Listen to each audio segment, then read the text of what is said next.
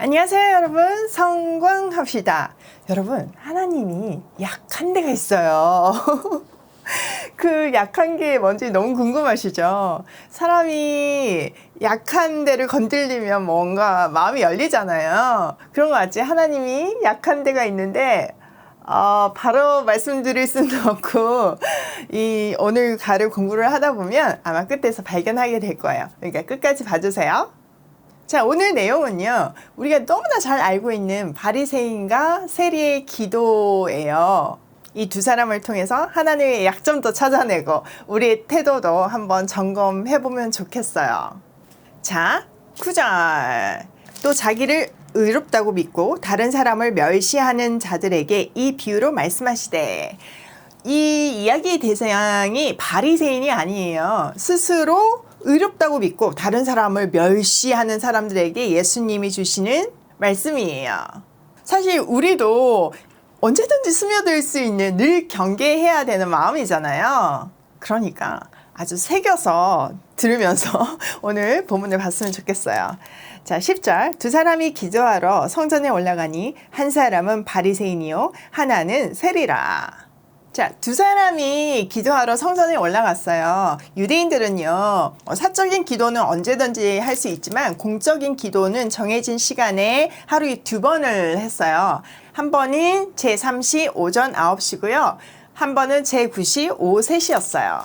자, 그런 공식적인 기도를 위해서 두 사람이 올라가는데 한 사람은 바리새인이고 한 사람은 세리였어요. 사실 이 두 사람도요, 시대적인 렌즈를 끼고 보아야지만 이 내용이 해석이 되거든요. 우선 바리새인을 좀 살펴보면, 바리새는요, 분리하다라는 뜻에서 나왔어요.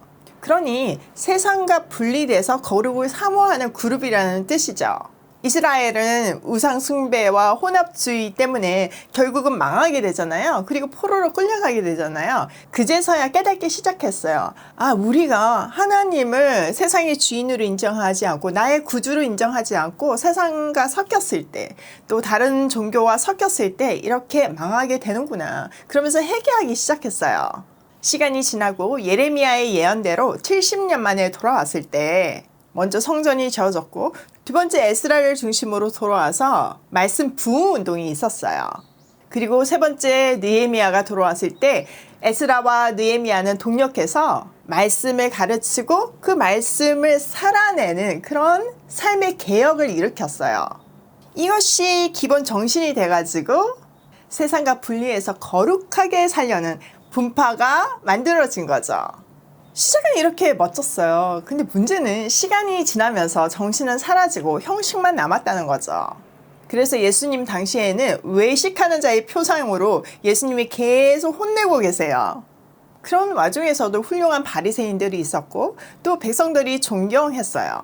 또 한편으로는 다른 종교 지도자들하고 비교하면 정말 양반이었거든요. 대제사장을 한번 생각해보면 그 자리를 돈을 주고 사고 팔았잖아요.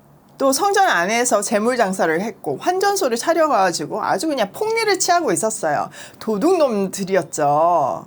그런 종교 지도자들하고 비교하면 이들은 말씀을 붙들고 있었으니까 정말 훌륭하게 여겨졌던 거죠. 그러니까 백성들이 그나마 바리새인들을 인정해주고 존경했던 거예요.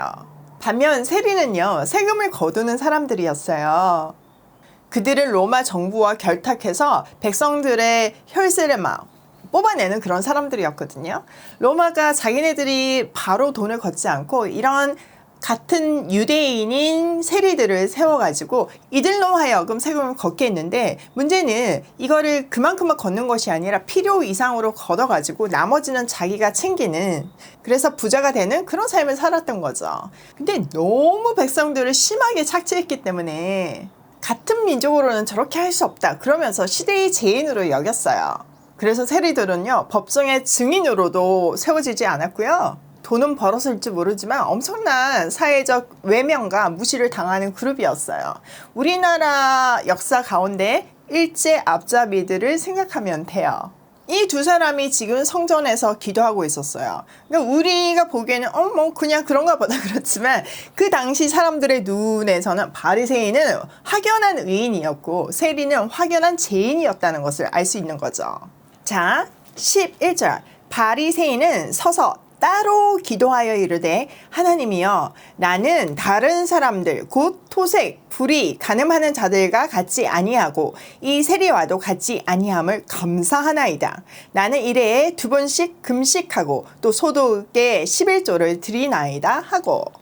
자, 바리새인들은요 서서 따로 기도했다고 되어 있는데 성전 안에는 바리새인들이 기도하는 곳이 따로 있었어요.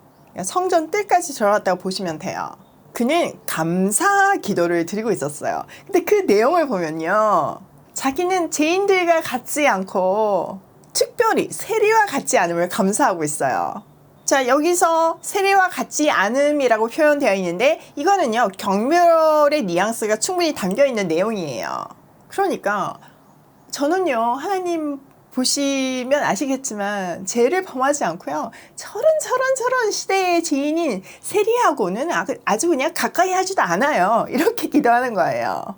게다가 저는 일에 2번씩 금식하고요 모든 소독에 11조를 바치고 있어요. 이렇게 하면서 처음엔 보이니까 분명히 감사 형식을 띠고 있잖아요 기도가. 근데 그 내용을 보니까 남을 정죄하고 자기 자랑 대잔치인 거예요. 자, 13절.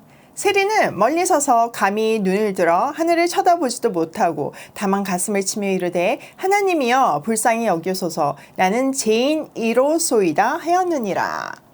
반면 세리는요 멀찍이 서가지고 하나님께 부끄러워서 자기 삶이 부끄러운 거죠. 돈은 벌고 있지만 부끄러워서 하늘을 우러러 보지도 못했어요. 다만 긍휼을 구하는 간청 기도를 드렸어요. 자, 14절. 내가 너에게 이르노니 저 바리새인이 아니고 이 사람이 의롭다 하심을 받고 그의 집으로 내려갔느니라. 무릇 자기를 높이는 자는 낮아지고 자기를 낮추는 자는 높아지리라 하시니라. 자, 예수님은요 의롭다 하심을 받고 자기 집으로 내려간 사람은 시대의 의인인 바리새인이 아니라 세리라고 얘기를 해요. 그는 하나님 앞에서 자기의 죄인됨을 고백하고 긍휼을 구했고 그로 말미암아 의롭다고 칭함을 받게 된 거죠. 칭의의 내용이 여기 있는 건 거예요. 바울이 로마서에서 말하는 이 신칭의의 교리가 이런 예수님의 가르침에 뿌리를 두고 있음을 보여주는 본문이에요. 즉 하나님 앞에서의 의는 행위에 의해서 이루어지는 것이 아니라 죄인임을 고백하고 회개할 때, 긍휼을 구할 때 주어진다는 거죠. 긍휼이 필요하다고 구하는 자에게 하나님의 무한한 긍휼이 쏟아 부어지는 거예요. 사실 우리는 하도 많은 내용들을 알고 있고 늘 듣는 얘기다 보니까 너무나 당연하게 여겨지지만 당시 유대인의 문화에서는 이거는 그냥 획기적인 이야기인 거죠. 있을 수가 없는 얘기인 거죠. 시대의 죄인인 세리를 의롭다고 말한다는 거는 있을 수가 없는 거예요. 충격 그 자체였어요.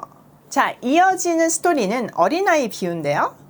세리 이야기가 하나님 나라에는 누가 들어오는가를 얘기했다면 어린아이 비유를 통해서 다시 한번 강조하시고 시각적으로 좀 쉽게 설명해 주시는 거예요. 자, 15절. 사람들이 예수께서 만져주심을 바라고 자기 어린 아기를 데리고 오매 제자들이 보고 꾸짖거늘. 예수님의 소문이 막 자자해지니까 부모들이 자기 아기들을 데리고 예수님께 나와서 만져주시기를 바랬어요. 또 다른 복음서에 보면 축복 기도해 주기를 바랬다고 하잖아요. 그러니까 자식에게 뭐든지 좋은 거는 다 해주고 싶은 것이 부모 마음인 것 같아요. 예나 지금이나요. 자, 이 모습을 보고 제자들이 막 꾸짖었어요. 당시 어린아이들의 사회적인 지위는 굉장히 낮았어요. 지금은 어린아이들이 왕 대접을 받죠. 근데 그때는 그렇지 않았어요. 지금 제자들의 입장에서는 예수님은 왕이 되기 위해서 예루살렘으로 가는 중이고 자기들도 한 자리 할 거라는 생각이 막 마음이 이만큼 높아져 있었잖아요. 근데 그 왕이 되실 분에게 감히 어디라고 그 사회적 지위가 낮은 아이들을 데리고 와서 축복해 달라고 한다고? 이건 있을 수 없다! 이러면서 꾸짖는 거예요. 자, 6절 예수께서 그 어린아이들을 불러 가까이 하시고 이르시되 어린아이들이 내게 오는 것을 용납하고 금하지 말라. 하나님의 나라가 이런 자의 것이니라. 내가 진실로 너에게 이르노니 누구든지 하나님의 나라를 어린아이와 같이 받아들이지 않는 자는 결단코 거기 들어가지 못하리라 하시니라. 그런데 예수님은요, 아이들이 가까이 오도록 부르셨어요. 그리고 제자들에게 아이들이 가까이 오는 것을 막지 말라고 하세요. 또 하나님의 나라는 이런 어린아이 같은 사람들의 것이라고 말해요. 또 누구든지 어린아이처럼 하나님을 받아들이지 않는 사람은 거기에 들어가지 못할 것이라고 말씀하세요. 여기에서는 아이들이 가지는 보편적인 특성들을 떠올리시면 돼요. 뭐가 있을까요? 네, 계산 없이 받아들이는 어떤 순전함? 요즘 아이들은 조금 다른가요? 어쨌든 또 사회적으로 그 당시는 낮았으니까 낮은 신분? 또 비주류? 또 부모의 도움이 없이는 살 수 없는 존재? 자기가 얼마나 잘했는지 내 성과, 그러니까 바리새인들과 다른 개념이죠. 자기의 업적을 자랑하지 않는 부류? 뭐 그런 등등의 의미예요. 즉 자기 죄를 겸손하게 고백했던 세리가 하나님 나라에 들어갔던 것처럼 어린아이들처럼 순전하게 하나님 나라를 받아들이는 사람이 그곳에 들어갈 거라는 말씀이죠. 저는 매일 새벽에 기도 가운데 가장 많이 반복적으로 쓰는 단어가 긍휼이에요. 제가 제일 좋아하는 단어도 긍휼, 은혜예요. 솔직히 내가 나를 보면요, 비즈니스가 두려움으로 다가오거든요. 또 아이들 교육도 마찬가지예요. 내가 했던 거 내 잘못을 생각하면 진짜 머리가 쭈뼛쭈뼛 서거든요. 내가 기른 대로 애들이 됐다면 완전 어떻게 됐을까 생각하면 정말 끔찍해요. 나는 그렇게 부족하고 연약함으로 키웠는데 하나님의 긍휼을 구했을 때 하나님의 긍휼이 우리 아이들을 잘 크게 만든 거잖아요. 그러니까 지금까지 지켜오신 그 하나님께, 사랑이 많고 긍휼하심이 크신 그 하나님께 나의 미래도, 나의 비즈니스의 미래도 우리 아이들을 맡길 수 있는 거죠. 그게 최고의 교육임을, 그게 최고의 방법임을 이미 경험으로 아니까요. 어제 극동방송 FEBC 초대석에 인터뷰를 했어요. 막간을 이용해서 광고하자면 서울 지역은 주일날 8시에서 8시 반 사이에 방영이 되고 뭐 지방은 조금 다른가 봐요. 아무튼 되게 수많은 질문들을 하시고 이제 마지막 질문을 하시는데 앞으로의 계획을 물으시더라고요. 근데 예전에는요, 제가 진짜 우주 정복의 계획을 세웠거든요. 근데 강야 훈련을 받은 후에 저의 계획이 좀 달라졌어요. 어떤 원대한 계획보다는 그냥 오늘 하루만 보게 되더라고요.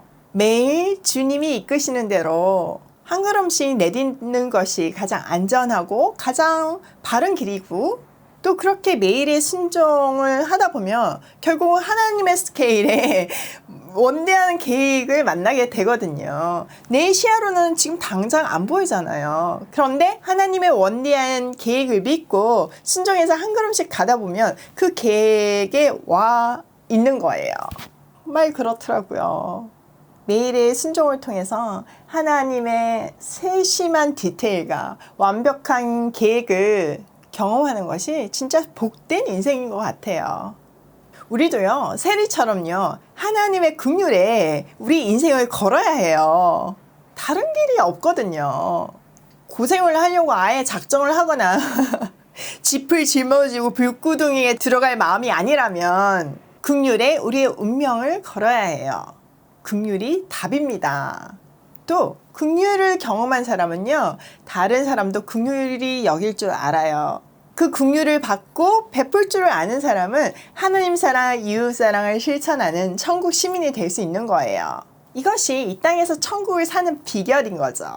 우리가요, 우리 의를 제 봐도요, 하나님 시야에서 보면 도토리 키재기예요. 그냥 죄인이에요. 의롭다고 칭해 주셨을 뿐이에요. 저한테 요즘 대단하다는 얘기 많이 하시는데 대단할 거 하나도 없어요. 진짜 하나님 보시기에는 고만한 거예요.